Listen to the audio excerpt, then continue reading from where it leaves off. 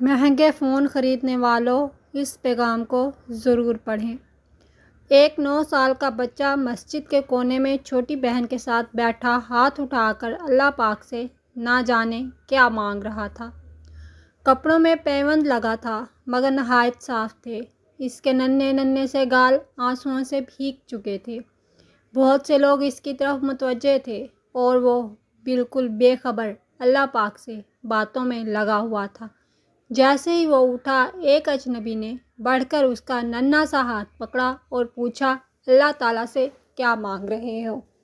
اس نے کہا، میرے ابو مر گئے ہیں، ان کے لیے جنت۔ میری امی ہر وقت روتی رہتی ہیں، اس کے لیے صبر۔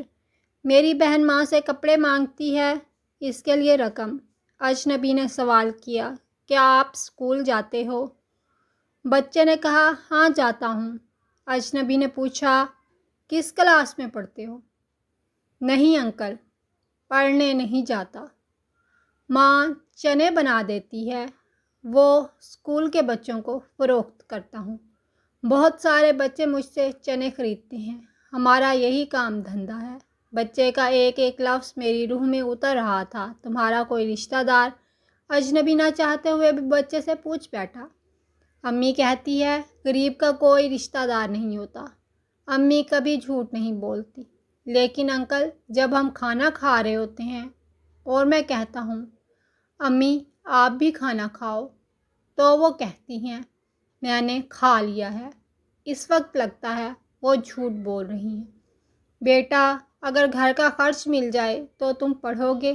بچہ، بالکل نہیں، کیونکہ تعلیم حاصل کرنے والے غریبوں سے نفرت کرتے ہیں۔ ہمیں کسی پڑھے ہوئے نے کبھی نہیں پوچھا، پاس سے گزر جاتے ہیں۔ اجنبی حیران بھی تھا اور پریشان بھی۔ پھر اس نے کہا، ہر روز اسی مسجد میں جاتا ہوں، کبھی کسی نے نہیں پوچھا۔ یہاں آنے والے میرے والد کو جانتے تھے مگر ہمیں کوئی نہیں جانتا۔ بچہ زور زور سے رونے لگا۔ انکل، جب باپ مر جاتا ہے تو سب اجنبی بن جاتے ہیں۔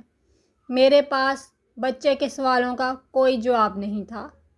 ایسے کتنے معصوم ہوں گے جو حسرتوں سے زخمی ہیں۔ بس ایک کوشش کیجیے اور اپنے ارد گرد ایسے ضرورت مند یتیموں اور بے سہارا کو ڈھونڈیے اور ان کی مدد کیجیے۔ موبائل اور لوٹ کے دینے سے پہلے اپنے آس پاس کسی غریب کو دیکھ لیں، شاید اس کو آٹے کی بوری زیادہ ضرورت ہو۔